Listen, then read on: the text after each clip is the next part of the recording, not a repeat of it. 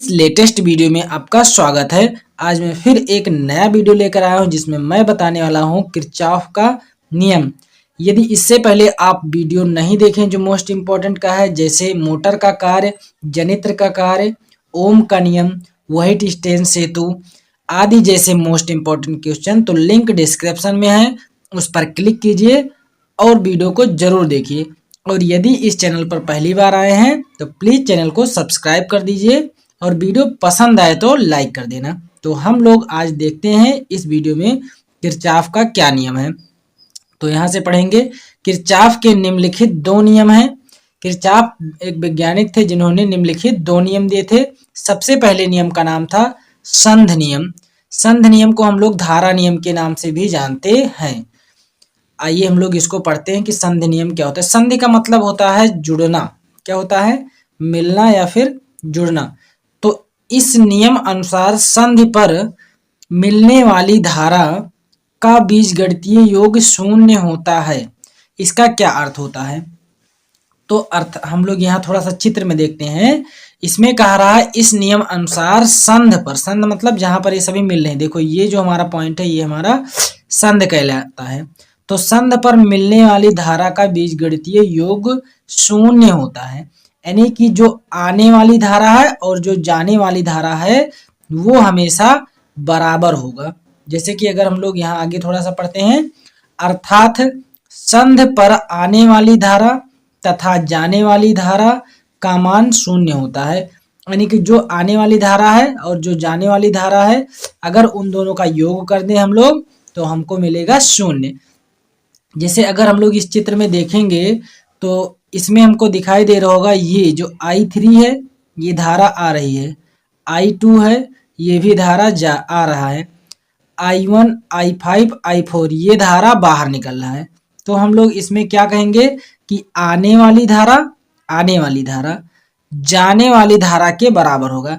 इसको हम लोग घरेलू हिसाब से ही समझ सकते हैं कि यदि कहीं पर धारा आ रहा है 500 वोल्ट का, दोनों में मिला के 500 वोल्ट का आ रहा है, तो अगर हम उसको 10 तार में भेजेंगे तो 500 वोल्ट से ज़्यादा नहीं जाएगा ना।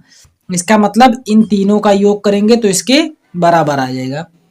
तो इसको हम लोग लिखेंगे कैसे, ये देख लिए, हम लिख भी दिए हैं सम, ये इसको बोलते हैं सिग्मा। इसका मतलब होता है जोड़ना। I बराबर 0, यानी कि टोटल क्या हो जाएगा, I बराबर 0। जैसे हम लोग देखते हैं यहाँ पर आने वाली धारा क्या है, I2 प्लस में जो आने वाला होता है उसको हम लोग प्लस लिखते हैं, ये भी आ रहा है तो इसका मतलब I3 क्या है, प्लस में है। फिर जाने वाला I1 माइनस I1, जो जाने वाला रहेगा उसके लिए हम लोग माइनस लगाएंगे। फिर उसके बाद में I4 ये भी क्या है, जाने वाला, इसके लिए भी माइनस लगाएंगे। फिर उसके बाद में I5 इसमें ही अगर देखें ये भी जाने वाला है, इसका मतलब इसके लिए भी माइनस हम लोग लगाएंगे। बराबर क्या होगा, 0 होगा। इन्होंने बताया कि इन सभी का योग कर देंगे जाने वाले को और आने वाले को तो इसका मान कितना आ जाएगा, 0 आ जाएगा। अगर हम लोग माइनस वाले को देखो, ये तीनों टर्म माइनस में, इन तीनों को उस तरफ कर देंगे तो क्या हो जाएगा, I2 प्लस I3 बराबर I1 उधर चला जाएगा तो प्लस में हो जाएगा उस तरफ जाने पर, I1 plus I4 plus I5। तो हमको क्या पता चला कि आने वाली धारा और जाने वाली धारा ये हमेशा क्या होता है, बराबर होता है, और उन दोनों का योग कर देंगे तो कितना आ जाएगा, 0 आ जाएगा। जितना आएगा उतना ही जाएगा, इस नियम में समझाने की कोशिश कर रहे हैं किरचॉफ, है ना। इसके बाद में अगर हम लोग इसका एक उदाहरण देख लें तो ज़्यादा समझ में आ जाएगा। मान लेते हैं हम लोग कि यहाँ पर आने वाली धारा कितनी है, 6 एम्पियर है, उसके बाद में 13 एम्पियर है, जाने वाली धारा टोटल कितनी है, 5 एम्पियर और 10 एम्पियर। अब कह रहा है कि इस I का मान बताइए, I मतलब धारा, यानी कि इसमें कितने एम्पियर की धारा जाएगी। तो हम लोग जानते हैं आने वाली धारा और जो तीनों जाने वाली धारा हैं ये बराबर होंगे, तो हम लोग इसको लिख देते हैं उसी हिसाब से। आने वाली धारा क्या है, 6 एम्पियर प्लस में 13 एम्पियर, और जाने वाली धारा कितना है, -5 एम्पियर -10 एम्पेयर और ये भी जा रहा है तो -I एम्पेयर, क्योंकि अभी इसका मान हमको नहीं पता है तो इससे हम लोग निकालेंगे।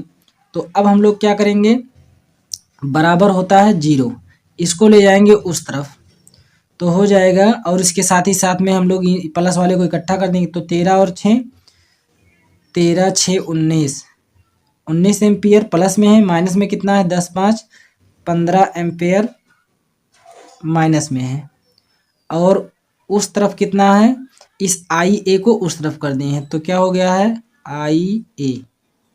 अब हम लोग 19 से 15 घटा देंगे तो कितना हमारा बच जाएगा, 4 बच जाएगा, 4 एम्पेयर आई ए। इसका मतलब हमको क्या पता चला है कि इसमें से 4 एम्पेयर की धारा जाएगी। देखो टोटल आने वाला कितना है 13 6 19, तो जाएगा भी कितना 19, 10 5 15 और 4 19, तो हमको यहाँ पर पता चल गया कि इसमें कितना एम्पेयर का धारा जाएगा, 4 एम्पेयर का धारा जाएगा। तो आई होप आप लोगों को वीडियो पसंद आ रहा होगा।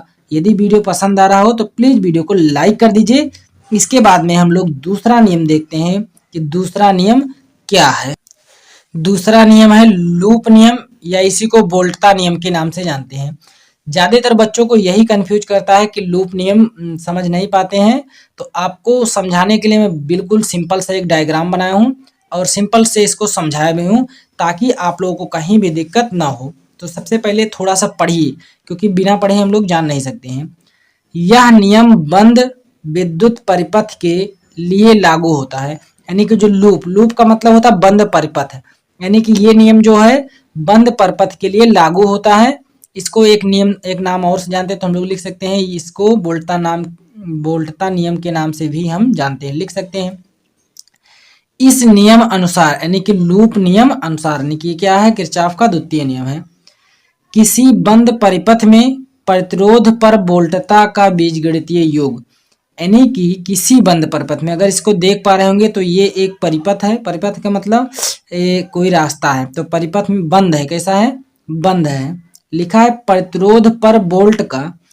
जैसे अगर हम लोग यहाँ से धारा प्रवाहित करेंगे तो हम जानते हैं कि B बराबर क्या होता है आई आर होता है, तो जब धारा जाएगा तो इस पर कुछ ना कुछ वोल्ट होगा, तो प्रतिरोध पर वोल्ट यानी कि कितना वोल्ट लग रहा है का बीजगणितीय योग, यानी कि जो जितना हमको वोल्ट लगाना पड़ रहा है उसका बीजगणितीय योग बंद परिपथ में स्थित सेलों के बीजगणितीय योग के बराबर होता है। बंद परिपथ में जितने बैटरी लगाए, सेल का मतलब होता है बैटरी, जितने बैटरी लगाए हैं उनके बीजगणितीय योग के बराबर होता है, यानी कि जितने अधिक बैटरी लगे होंगे उतना ही उसमें वोल्ट रहेगा। ये इस हमको लूप नियम में समझाने की कोशिश करनी है। तो वही बात लिखा है, एक बार फिर से पढ़ो। इस नियम अनुसार किसी बंद परिपथ में प्रतिरोध पर, यह है प्रतिरोध पर वोल्टता का बीजगणितीय योग बंद परिपथ में स्थित सेल यानी कि बैटरी के बीजगणितीय योग के बराबर होता है। इसको हम लोग समझते हैं, थोड़ा सा नीचे देखेंगे तब। जैसे हमने माना कि इसमें जो सेल लगा है E1 और E2 लगा है, इसका मतलब इसके द्वारा वोल्ट दिया जा रहा है, तो E1 E2 कितना वोल्ट देगा, B1 और B2 देगा, E1 B1 देगा और E2 B2 देगा। तो हम जानते हैं कि B1 बराबर क्या हो जाएगा, B बराबर होता है IR, तो B के जगह पर हो जाएगा IR1, दूसरा क्या हो जाएगा IR2 हो जाएगा। इसका मतलब क्या है, सेलों के द्वारा जो भी वोल्ट दिया जाएगा वो बराबर होगा उसमें धारा और प्रतिरोध के गुणनफल की। किसके बराबर होगा, धारा और प्रतिरोध के गुणनफल के। तो यही हमारा लूप नियम कहता है कि किसी भी बंद परिपथ में प्रतिरोधों पर वोल्टता का बीजगणितीय योग उसके सेलों के बीजगणितीय योग के बराबर होता है। ठीक है, तो मैं आशा करता हूँ ये समझ में आए, लेकिन एक बात का ध्यान रखना है, वो मैं नीचे नोट पॉइंट में लिख दिया हूँ। यदि हम धारा की दिशा में चलते हैं तो, यहाँ पर चलते हैं तो लिखना था, है तो, यदि हम धारा की दिशा में चलते हैं तो संगत प्रतिरोध का गुणनफल धनात्मक होता है। यदि हम लोग मान लेते हैं कि धारा की जो दिशा थी ये इस तरफ से जा रहा है, तो जब धारा की दिशा में हम लोग जाएंगे तो जो संगत प्रतिरोध है यानी कि धारा यानी कि आई आर को हम लोग किस में लिखेंगे, धनात्मक लिखेंगे, यानी कि आई आर जो होगा ये धनात्मक होगा। लेकिन खास बात कि यदि हम लोग इसके विपरीत दिशा में चलें, यदि हम लोग इसके विपरीत दिशा में चले, जैसे इधर से धारा जा रहा है और हम लोग इस तरफ से चलेंगे तो आई आर का मान हम लोग क्या लिखेंगे, निगेटिव में लिखेंगे, आई आर का मान माइनस में लिखेंगे। ये बात हमेशा ध्यान रखना, यानी कि संगत प्रतिरोधों का मान क्या लिखेंगे, निगेटिव में लिखेंगे। इसके बाद में इसका दूसरा पॉइंट है, तथा सेल में ऋण इलेक्ट्रोड से धन इलेक्ट्रोड की तरफ चलते हैं तो, यानी कि अगर हम लोग इस सेल की बात करें, इस बैटरी की बात करें, तो यहाँ पर देखिए ये निगेटिव वाला होता है, जो छोटा होता है ये निगेटिव और ये वाला पॉजिटिव, ये निगेटिव ये वाला पॉजिटिव।